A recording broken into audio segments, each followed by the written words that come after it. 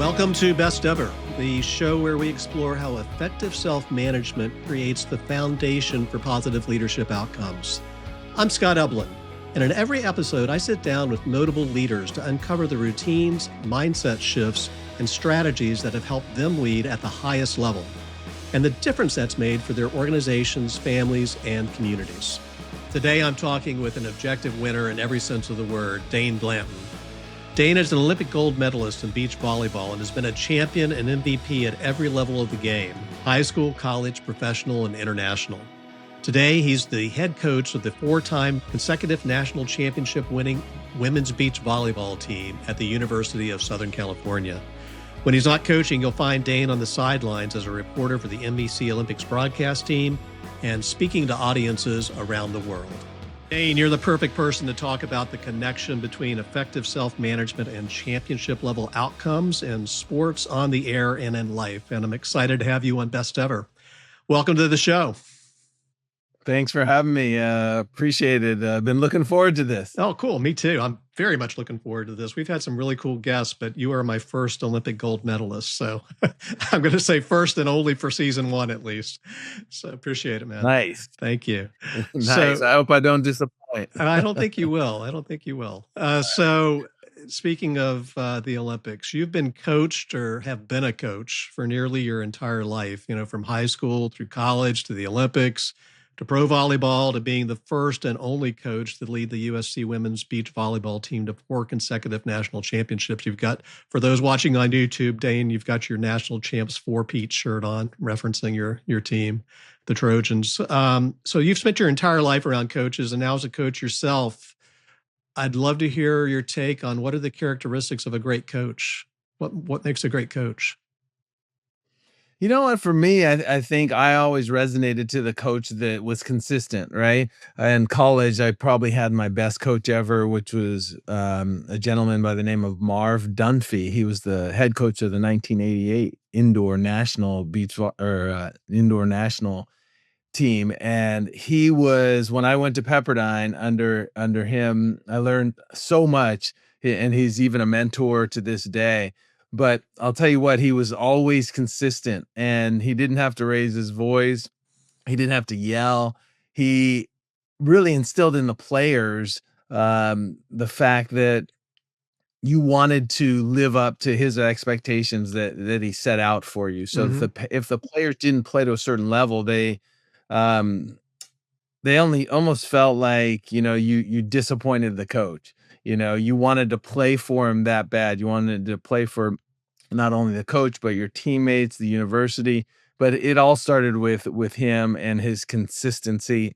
He did his dissertation on John Wooden, and I think he took a lot of that style. And I've tried to implement that style in my coaching nowadays, but there's no question about it. It's the consistency that the athlete's looking for. If you know what you're going to get from your coach, you're going to play for him. I love it. So for those in the younger cohorts, tell us who John Wooden was. I know, but maybe some folks don't know. And talk about Wooden and the connection back to the consistency theme that Marv Dunphy had and that now you carry on as a coach. Yeah, well, John Wooden was arguably the best collegiate basketball coach of all time, coached at UCLA.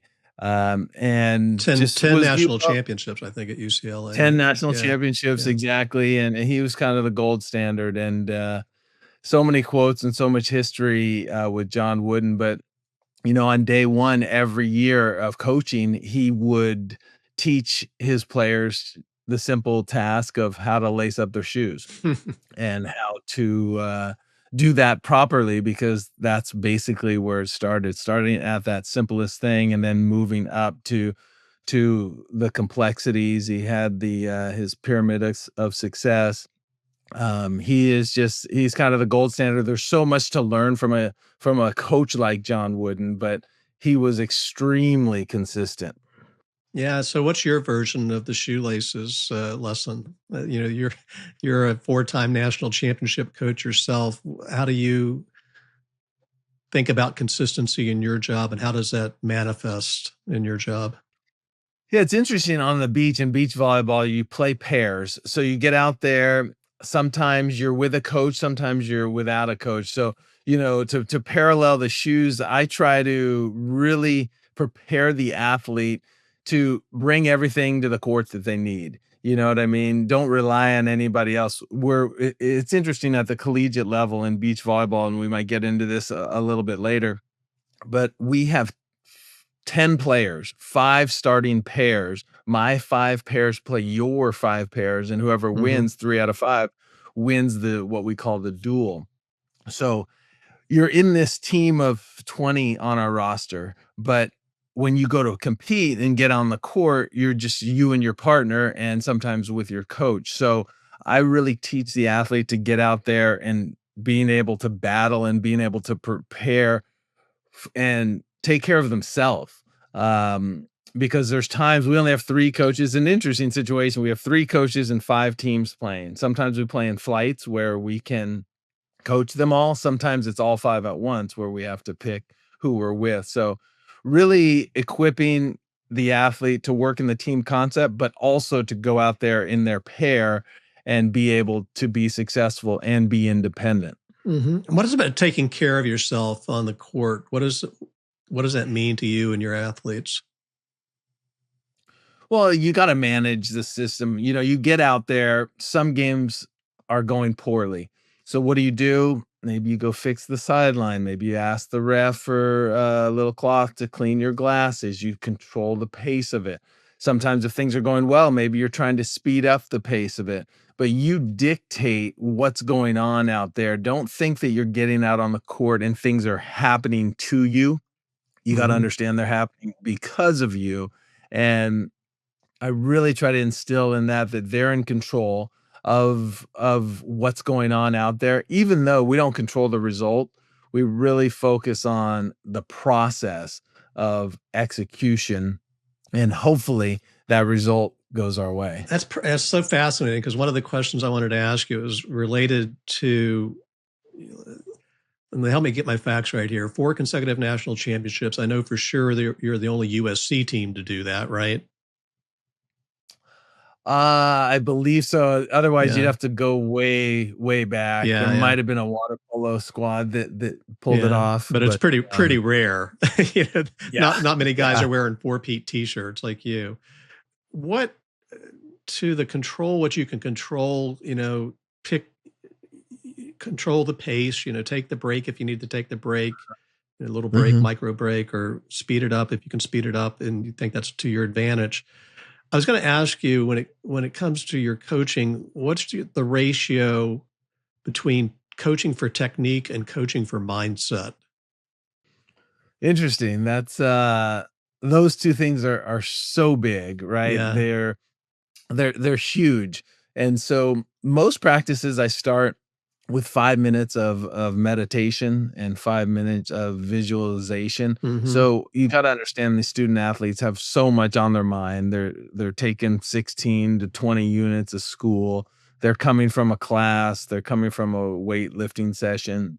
So not only do I use that 5 minutes to prepare and visualize, but it's also kind of a reset for them as they come into practice and get their mind in the right place to do something for the next hour and a half. I think that ritual and that technique of using 5 minutes to really reset yourself is paramount. It's huge, and it can change everything. So not only do we do that when we are practicing, we also do that when we are competing.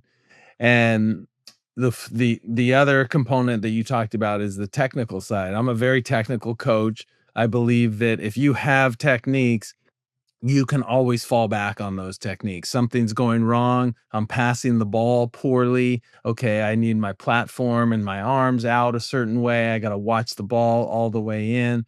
We always, say this quote, and I think you probably heard it before, but it's a military quote that says that we don't rise to the occasion, we fall to the level of our training. Mhm. So when you're out there, a lot of people think, hey, it's going to be this big event. I'm going to the Olympics. I'm going to this championship. I'm going to turn it on. I'm going to go to this higher level.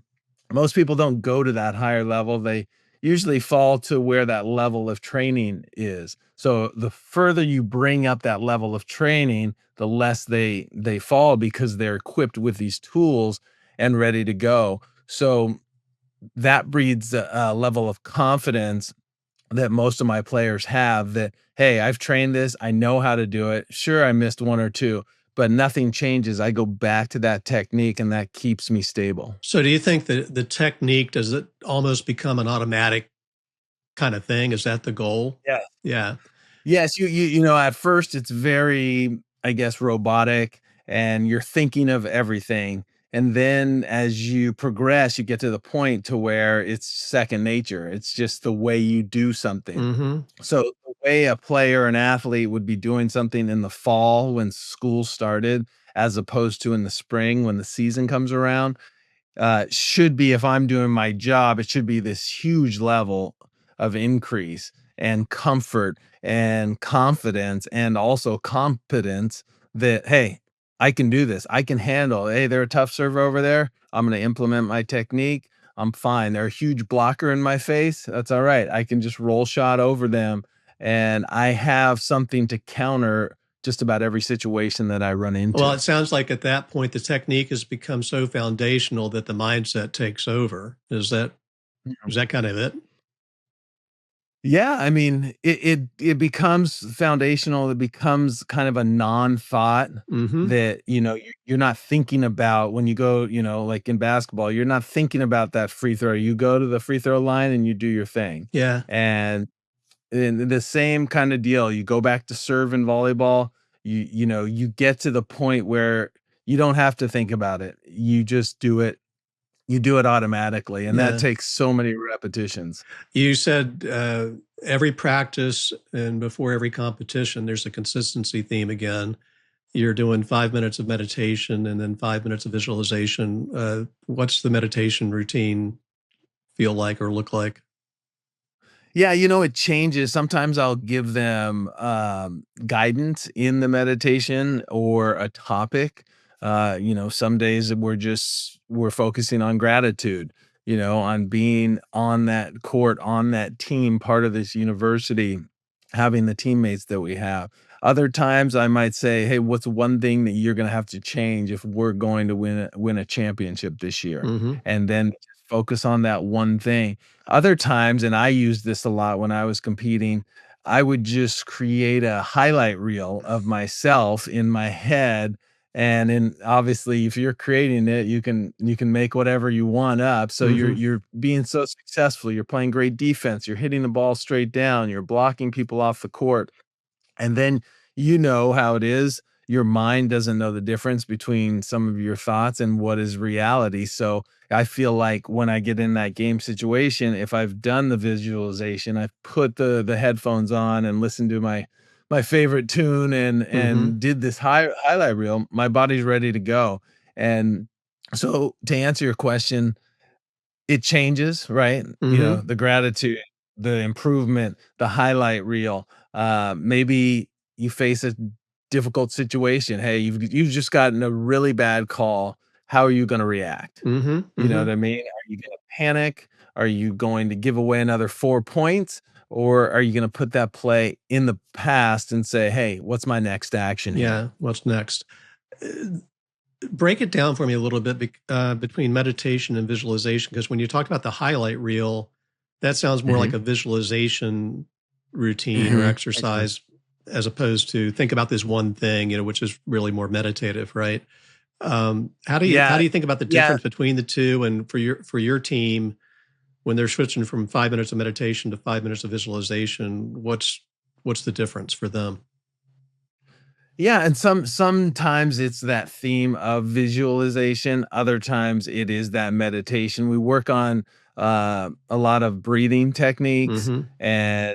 and really relaxing yourself so you can be in a calm state. I would put that more in the meditative box, and then there are days that we do more visualization or focus on technique, but definitely two separate things.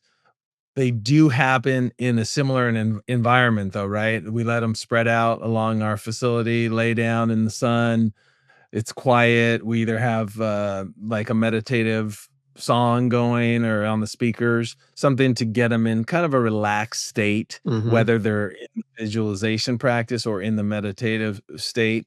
And so all those things are the same, but within that, you're absolutely right. There's the visualization at times, and sometimes it's just straight, hey, let's focus on our breathing for the next 5 minutes. Hmm. And let's try to slow down our breathing with really long breaths and long exhale, filling up the chest and the belly, and then the exhale. And if you can think of, hey, try to have 6 or 7 breaths only during about a minute, you're really focusing on slowing down that pace and getting prepared for what's to come. Yeah, in my when I was writing my book, Overworked and Overwhelmed, I read a lot of the research about fight or flight and rest and digest. The sympathetic response and the parasympathetic response and that meditative breathing kind of activates the rest and digest response,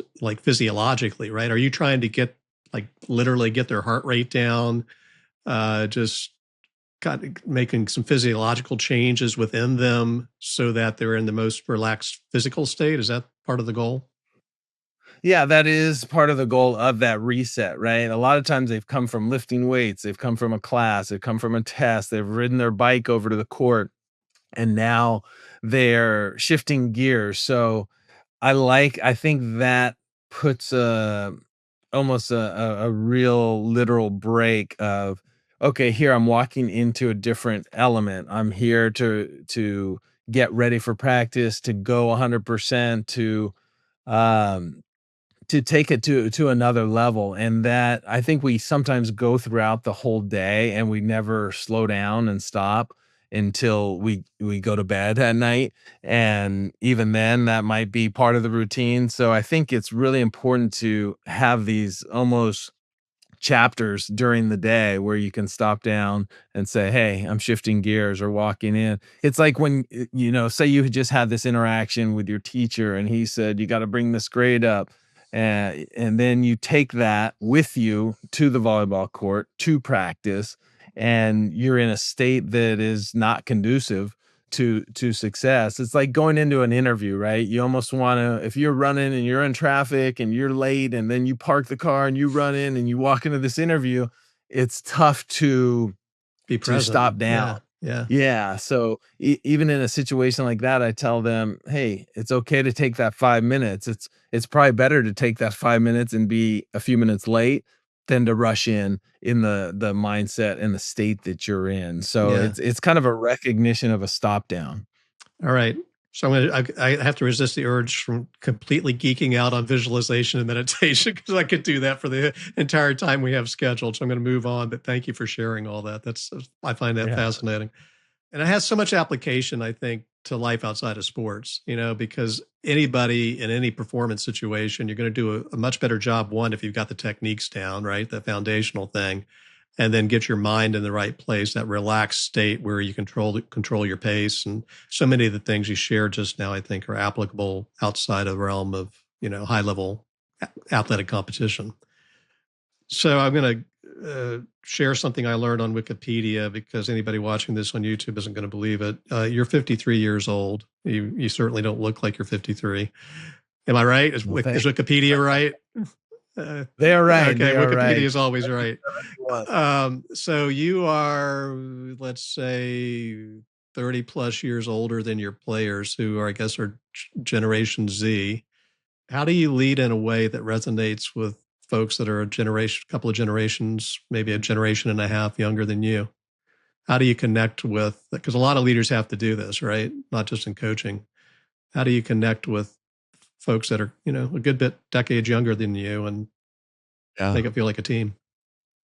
That's a great question. It is very challenging to relate 3 decades prior, but, I always, I try to get down, I try to get even with them on their level. And one thing that really has helped me over my 6 years as a head coach here at USC is I have an open door policy so that the athlete can come in without scheduling a meeting and sit down and chat. And the more that I open up that communication, the more of kind of common ground we can create a relationship on. And then that helps tremendously when we get out and we start coaching. There's a level of respect, I think, a lot of the players know I went to the Olympics, I played at the highest level, and a lot of them want that level, so Hmm. they're willing initially, to listen to what I have to say, and so it's all about, at that point saying, "Hey, I wanna figure out what it takes to get to that level. Here's a coach who's proven himself as a coach, but not only that, he's proven himself as a player and he knows the secret sauce to get to that level. And so the more players, and I always say it like I get a player that just wants to be the best college athlete, someone who wants to be the best pro athlete, someone who wants to take it all the way to the Olympic. I don't care where you want to take it, but if you come here, I'm going to try to get the most potential out of you. I want you to reach that potential. And so as we're back and forth in, different instances, different conversations, I'm instilling that trust and creating a relationship. So when we get out on the court and we're talking about real technical stuff, they already have a trust in that has to be built over time. Like I think in the fall when we all show up from, they're coming from high school or they're a new player that's transferred, we have to take it slow, establish a relationship, and I really like to give the players autonomy in terms of this is their team. This Hmm. is their ownership. If you ever get to the point as a coach and the players know it that you want it more than they do, you're in trouble. Yeah. Because it's like you're that parent who said, "Hey, love for you to play basketball," right? What's the kid gonna do? He's gonna play every sport but basketball. So, you want to make sure, "Hey, this is your team. I'm helping you guys guide this team, but you guys control it." And then a lot of the issues that you have internally are worked out amongst the players, Hmm. and that helps, that really has helped tremendously. I mean, we never set out to win 4 national championships in a row. We've set out to win 1 at a time, 1 year at a time, reset. As soon as you start thinking, "Hey, I'm gonna win 10 in a row," or whatever, you're gonna lose pretty quick, probably. Hmm. But you have to stay extremely hungry. You reset every years of different team, and college is like a revolving door, right? The freshmen are coming in, and before you know it, they're going out as seniors, and things have gotten complex lately. There's the portal. There's a Hmm. lot of, name, image, and likeness. There's, the players can get paid.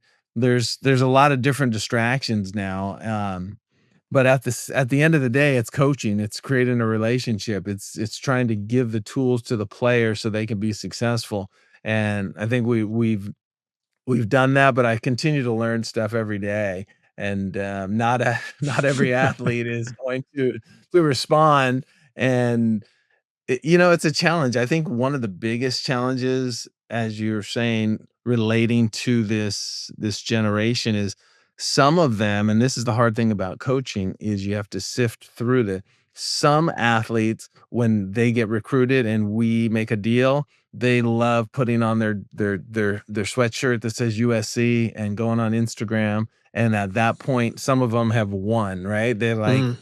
I've done it. I've made it. Whereas you don't want that player. You want the players like, "Oh, this is the beginning. I'm just putting this on. I'm representing. I'm really glad to be going to this university, but the work is just about to begin." So, How do you screen for that when you're recruiting? it's Instagram is the tough. ultimate goal versus like I want to win championships or do this for the next 10 Yeah. years of my life at the highest level.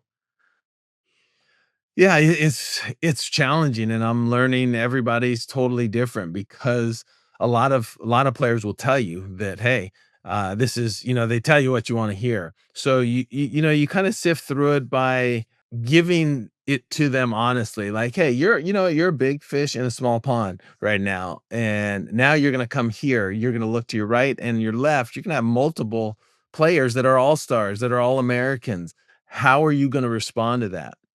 And usually right away, people either tense up or they become very relaxed, and Mhm. they're like, "That's exactly what" you want the player that says, "That's exactly what I Yeah, want. that's what I yeah. want that competition, it's gonna raise my level to a whole 'nother level," and the player and I have them to this day that would rather be the star and play on the number 1 pair, yet their team lose.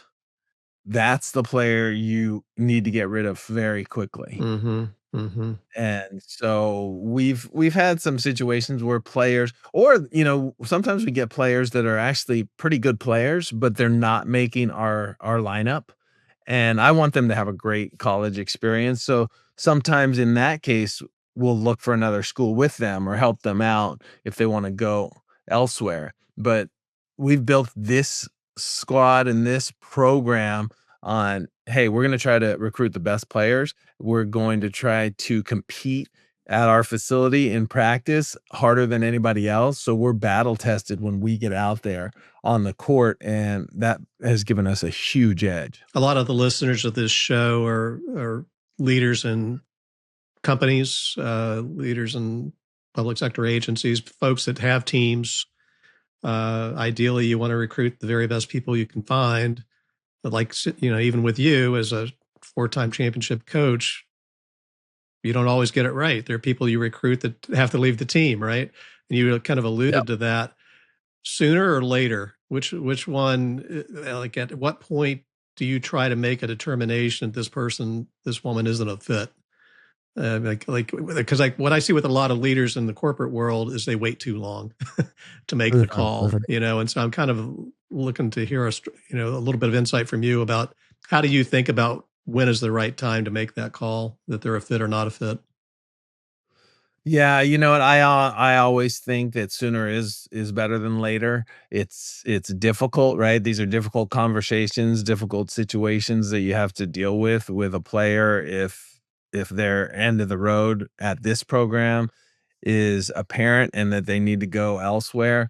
The challenging thing is it's difficult in collegiate athletics. We only have a limited amount of scholarships, and usually when we sign scholarship deals, they're 4-year deals. So a lot of times it's difficult to get rid of an athlete even if Hmm. they're we may still end up paying their scholarship, and it put the team kind of in a tough situation.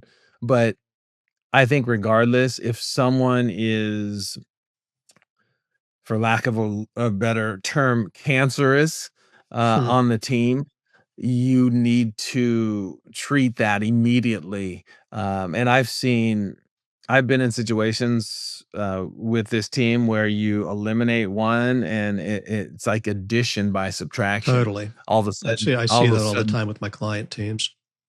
Yeah, yeah, all of a completely. sudden 2 or 3 of the other players are 10 times better than they were Hmm. because you got They were being drugged this down. person. Yeah, Yeah, yeah, exactly. yeah. And That actually leads to a question I wanted to ask, either from your standpoint, as we talked about a little bit already. You were a gold medalist in beach volleyball in the 2000 Olympics in Sydney. You've coached, dozens and dozens of high level athletes at USC. Apart from the athletic skills, we talked about technique earlier. Put that aside. Let's say that that's where you need it to be. What makes for a great playing partner? Like you're in pairs, like you said earlier, yeah. and that's a real bond. You can see it. When you watch the Olympics and you're on the sideline for NBC, you can watch it. Uh-huh. How tight some of those pairs are, and sometimes they're not so tight, but they make it work anyway, right? Um, what makes a great playing partner once the athletic skills are in place where they need to be? Yeah, that's a great question because here at SC with this program, we have nutritionists, strength and conditioning coach, sports psychologists, our coaching staff. Everything is accounted for, but one of the biggest things that we do is with our sports psychologists is go over She calls it twinship, right? How you work as a pair. And so it's fascinating, all the components, right?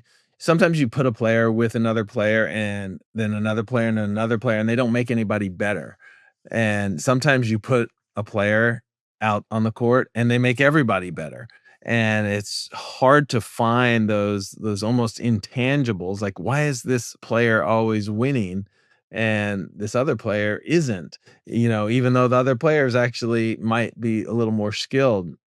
And I think what it is that makes you a great pair, great chemistry on the court is knowing what your partner needs, Hmm. right? Because everyone's gonna struggle. Hey, I'm passing the ball poorly. What do I need to do as a partner? Maybe I'm gonna take more court and minimize the real estate that you're covering, and now that's gonna make the opponent change their strategy because now they wanted to serve you, Scott, and now I've scooted over and I'm taking more court. So that can put you at ease. Hey, look, my partner is stepping up. He knows I'm struggling. He's stepped up. Now I can reset and get back into the game. Also, if something goes wrong, I'm struggling, I'm hitting the balls out, how am I responding as a partner to that situation? Am I, kicking rocks and kicking the sand, or am I supportive and am I putting my partner at ease, therefore making them, a better player in this tough time? And I think it's an art, to be a good partner, to listen, to know what your partner needs in the trenches, because you can't it's hard to come up with these schemes real time in the situation. You kinda have to know, "Hey, Mhm. you know what? Scott's taking care of it. He's my partner. I don't need to get on him. I already know he's already on himself." Right? Mhm. Mhm. Or maybe you're the type that's like, "Hey, man, get me fired up. I'm struggling," or let's get a little louder. So kinda knowing that, and, there is a element of acting when you're an athlete, Mm. and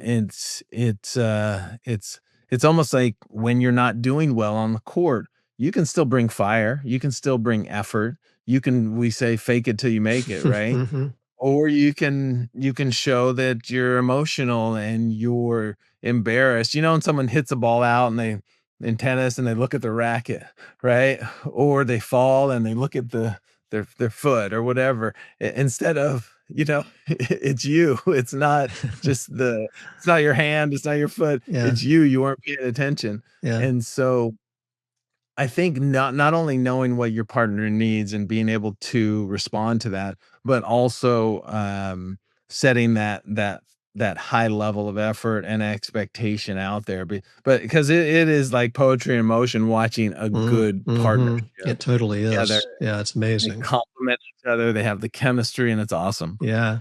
So I have to ask this question because it's one of my rare opportunities to talk with an Olympic gold medalist. Tracking back to 2000 when you were on the center of the podium and the medals hung around your neck and the national anthem was playing. What's that feel like? It's surreal. I mean, when that ball went down, and I wish I would have been able to do this more in my career, but when we went to Sydney, Eric Fenoy Mwana and myself, we said, "Listen, no one's really given us a chance. We're the ninth seed out of 24 teams. Let's just play 1 point at a time as hard as we can. Mhm. Let's have the effort there because we weren't the greatest probably at anything. We were really good at everything, but we weren't like the best blocker or the best server. But I think the thing that made us really strong was we worked out a lot. We were the strongest team. We were going to outlast you.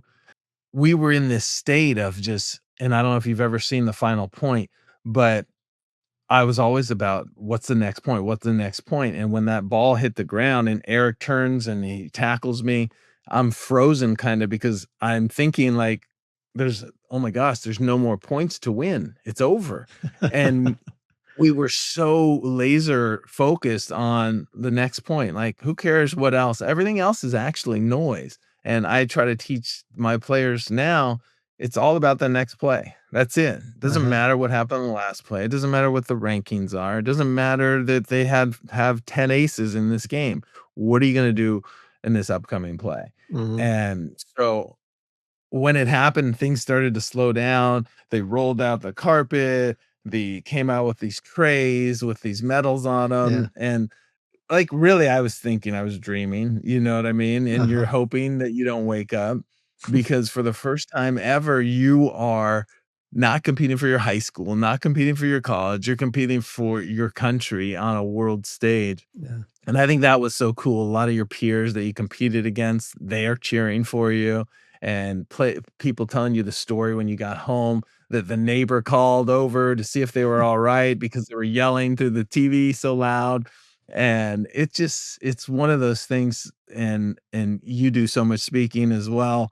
But when I go to speak to whether it's a high school, a corporation, I always bring the medal because I think it's all of our medal, right? You won it Mhm. as a I love country, that.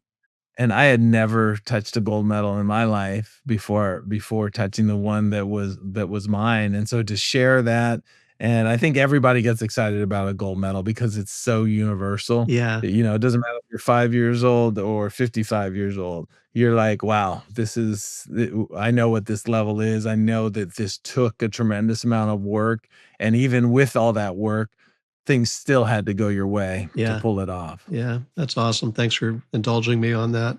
So, you mentioned your public speaking just a second ago. We talked a little bit about your work for NBC. You used to be a Right. sideline reporter for the Clippers for a number of years in the NBA. You're doing pro beach volleyball broadcasting. Where do the routines and skill sets between coaching and broadcasting overlap, and where are they unique? Wow, that's interesting.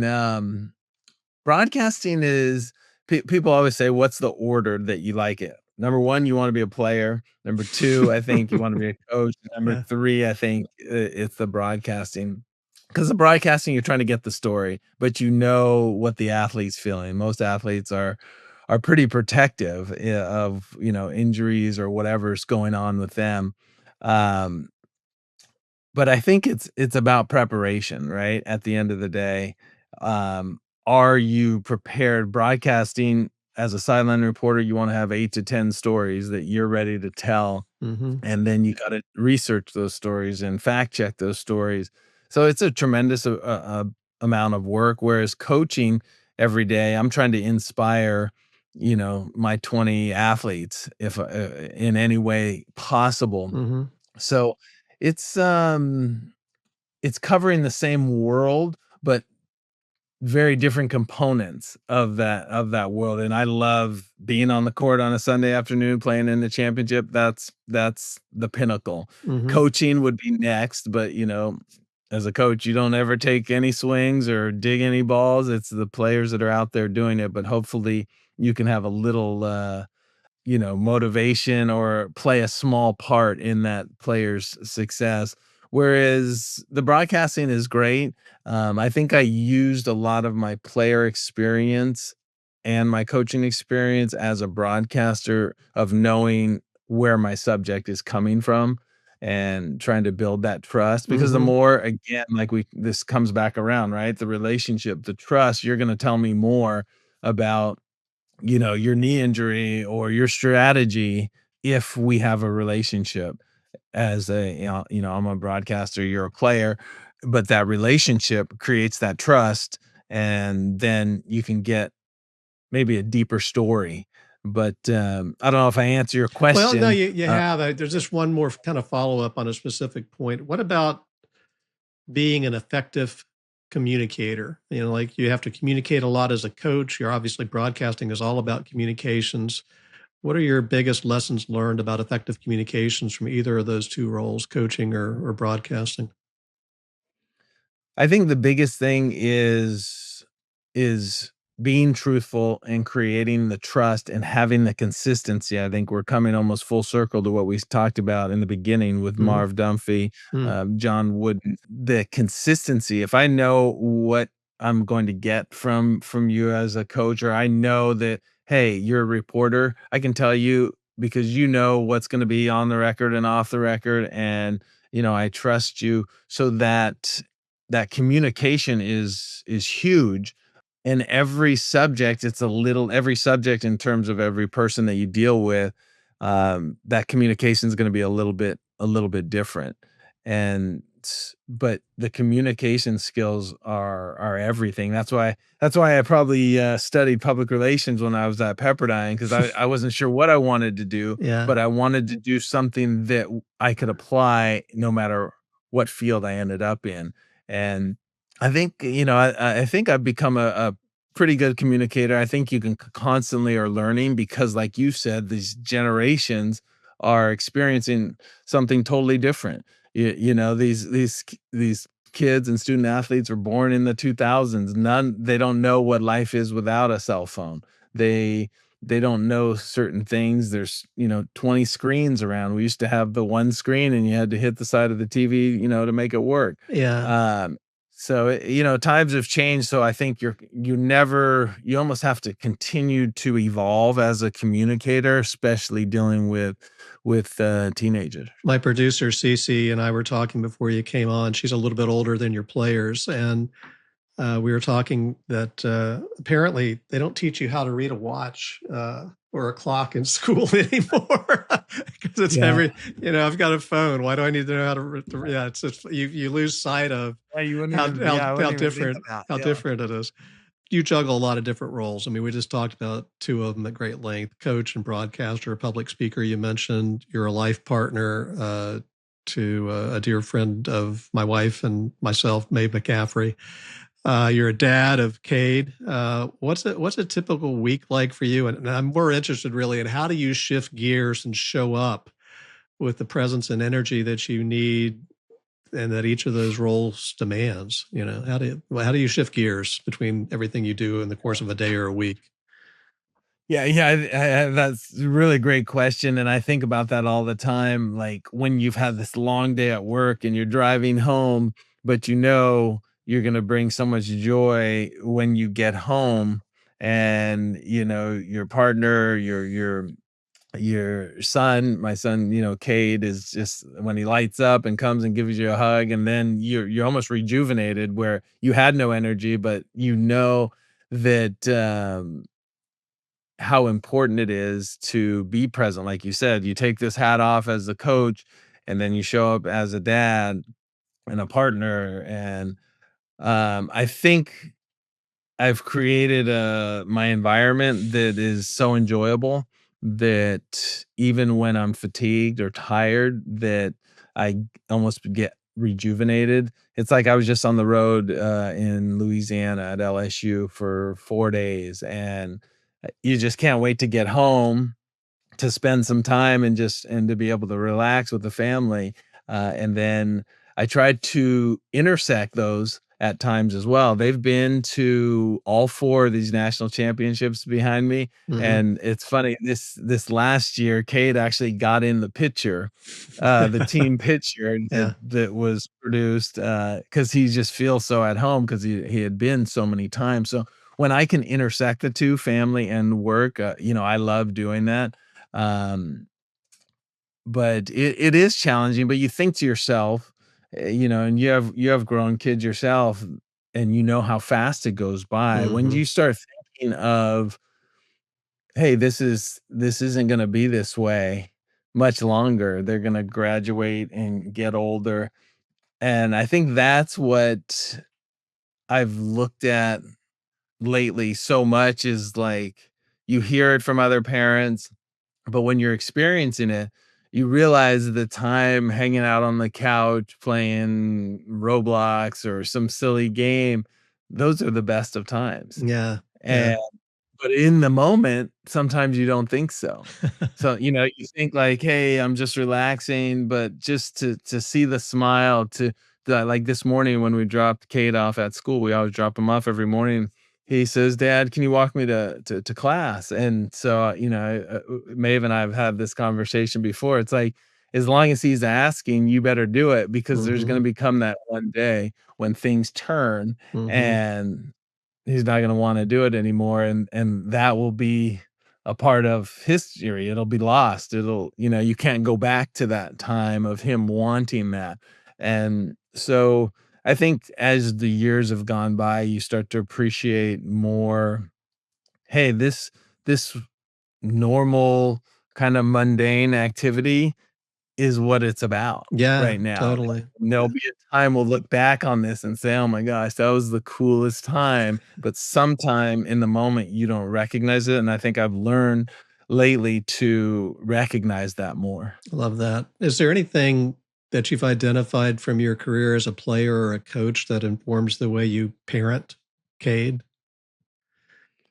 I think the same thing. I think like everybody says, they're always watching, right? They're listening, they're watching. They might not do what you tell them to do, but I think they vibe off of your behavior and then they're going to start doing that. So the best thing is to model the behavior that you want. As a Mhm. coach, if I fly off the handle, then the players think they can It's fly off okay to the do that, handle, yeah. lose their temper.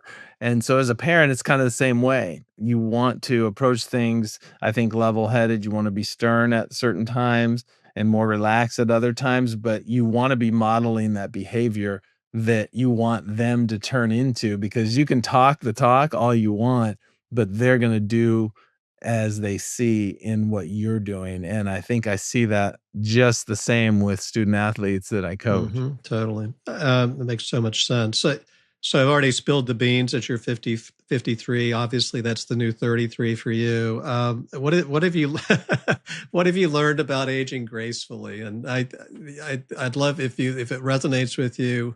Are there physical, mental, relational routines, even spiritual routines that have helped you just proceed to the next play, as you say? As we've talked about a bunch here, gracefully, and just keep living your life in a way that is fulfilling and rewarding. Yeah, I think I do more meditation now, or I'll take 5 or 10 minutes out of the day to kinda to reset, but, the way I look at aging, it's almost like there's someone behind you chasing you, and they're trying to pull you back and to slow you down, and you gotta kinda shake it off and keep moving, and that keeping moving means that you're functional, you're going to the gym, you're working out, you're staying healthy, you're eating correctly, and I think with all these jobs that we've talked about, from speaking to sideline and reporting to coaching, it's so easy to put yourself on the bottom and Hmm. do all this stuff for the family, for your partner, for the team. And then at the end of the day, you're like, wait a minute, I didn't even get a workout in. And so I think over the last 5 years, I fluctuated in probably the a low point in my fitness, but because of pushing down and pushing yourself to the end of the line, and so I'm learning to stay ahead of that person that's grabbing you to slow down Mhm. and stay healthy, and so that, you can be around longer. But fitness and staying in shape has been a part of my life since I can remember, and a lot of times being an athlete, it's almost a default. You just go to the gym, you don't think about it. You're just doing all these things. Now, I had to really focus on getting things done. You say you've been more consistent. The guys not catching up with you so quickly these days. How do you fit it in? How do you fit in the workout with every like? Are you scheduling it? Schedule the big rocks first, or what's your process for making sure you get what you need?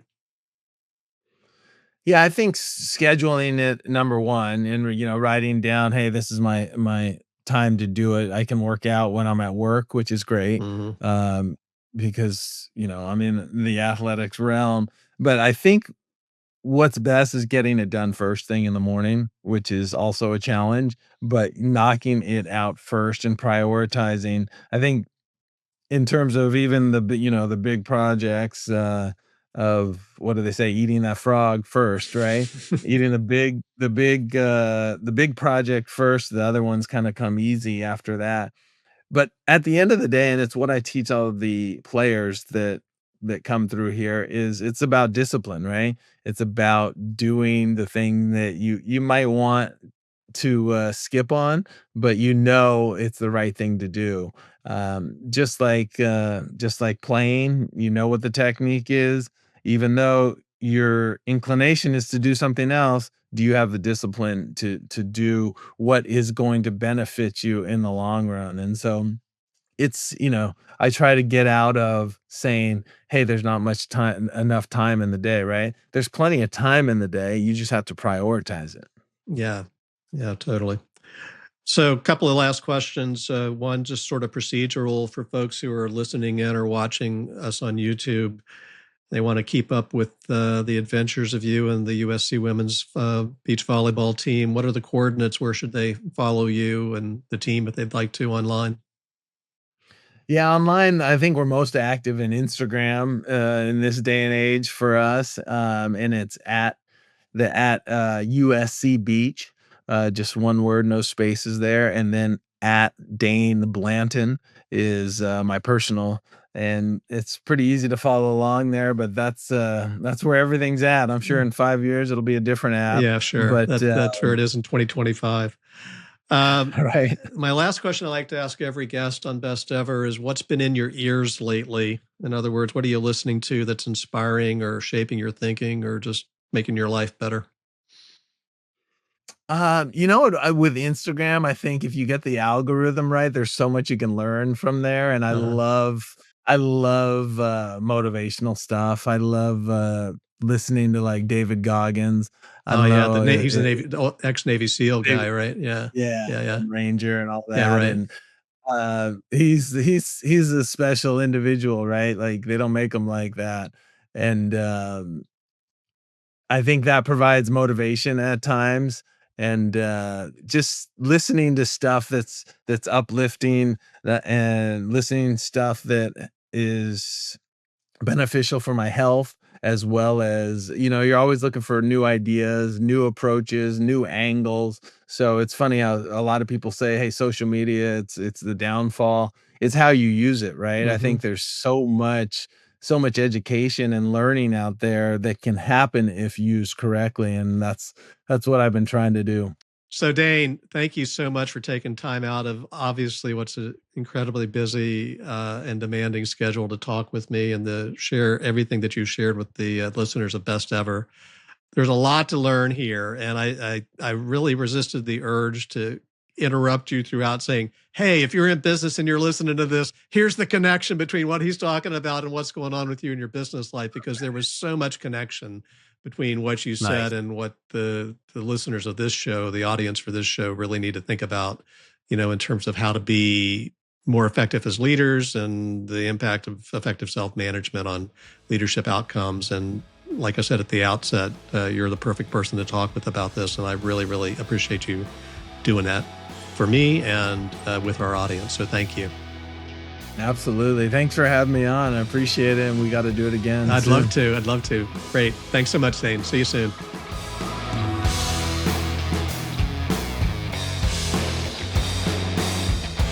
So here are some of the coachable moments that landed with me from the conversation with Dain Blanton. First of all, there were so many great insights about leadership in an athletics context, in the context of being the coach of a national championship 4 times over women's beach volleyball team, in his own career as an Olympian and a professional beach volleyball player. And you might think, well, that's just about sports, but there was so much that translates to life outside of sports and leadership and self management outside of sports. And there's so many things that stood out for me. I'll just name 3. First, and Dane started the conversation with this, for him, it's all about consistency. How do you win 4 national championships? I think he would probably tell you one play at a time, right? I mean, it's just like you got to be consistent in getting the team ready for the next point or for the next play. And so, not just every practice, but every competition begins with a 5-minute meditation routine and 5 minutes of visualization to get his team in the right headspace for the game, and they know to expect that. And so that becomes part of the routine. He talked about the great coach John Wooden, who would begin every basketball season when he was head coach of UCLA back in the days of Bill Walton and Kareem Abdul-Jabbar, previously Lou Alcindor. The very first thing he would teach was, how do you lace up your shoes? I mean, it feels basic, but it's like, how do you put your arms out to hit the ball back in volleyball. He's very consistent with teaching the techniques, and then very consistent with getting his team in the right space mentally with the meditation and visualization. So the techniques become automatic. And what the variable might be is the mindset, but he's putting so much effort into getting them ready for the right mindset for that practice or for that competition. So consistency is a big one. And I think if you think about how you apply, what are the opportunities in your own leadership work to be more consistent in the way that you lead and in the ways that you communicate, the routines that you put in place for your team, consistency in the way that you show up as a leader, really key principle. And I think one that cannot be overrated, really. Another big theme with Dain that completely applies to life outside of competitive sports is to control what you can control. I loved how he talked about how he coaches his players to get what they need when they're on the court, in that competition. If it's going too fast for you, take a little micro break, pick up a towel, ask the ref or ask the official a question. Just give yourself a moment to gather yourself. Or if it's working for you and the pace is really working, stay on it. Keep pushing. Control what you can control. And when a mistake happens, move on to the next point. It's like he talked about, you're the one that stepped on the line. It wasn't just somebody's foot or somebody's hand. You're the one that went out of bounds, right? So, okay, that happened. Let it go. Move on to the next point. And so that's an aspect of control what you can control. We hear that a lot in business and organizational life, but I thought he did a terrific job of breaking it down into looking for those little micro moments to get what you need. And I think that's a key element of controlling what you control. What do I need in this situation to be at my best? Let me go get a little bit of that. And then finally, the last of the three big points that I took away from Dain just here in the moment was when I asked him to talk about outside of the athletic skills, what makes a great partner, because beach volleyball is played in pairs, you have a partner. And his answer basically turned on the question of, what does your partner need? Are you in touch with what does your partner need to be successful, to be great, to be at their best? And what that translates to basically is empathy. Let me put myself in the shoes or in the head of my partner, my teammate, and just stop for a moment. It's not all about me. We're playing in pairs. We're playing on a team. What do they need to be successful so we can be successful together? And I don't think I need to tell you what the translation point is on that to organizational life. It should be obvious. What does my partner need? What does my teammate need? Asking that question, and it's the great line about there is no I in team. What does my partner need? And, asking that empathetic question, taking that empathetic point of view frequently, taking it often, so that collectively you rise up and achieve success. If you found today's conversation valuable, be sure to follow Best Ever on your favorite podcast platform and leave us a review and a comment on this episode. I want to know what's landing with you, and your engagement really helps others discover the show. And if you're looking for more on how self-management fuels lasting leadership impact, connect with me through eblingroup.com. I've learned it takes a village to make a podcast. Thanks to executive producer Cece Huffman and editor Mark Meyer, both of Wavestream Media. And thanks to my other team members, Lindsay Russell, Mary Moats, Sophia Shum, and Diane Eblin. Best Ever is a production of the Eblin Group.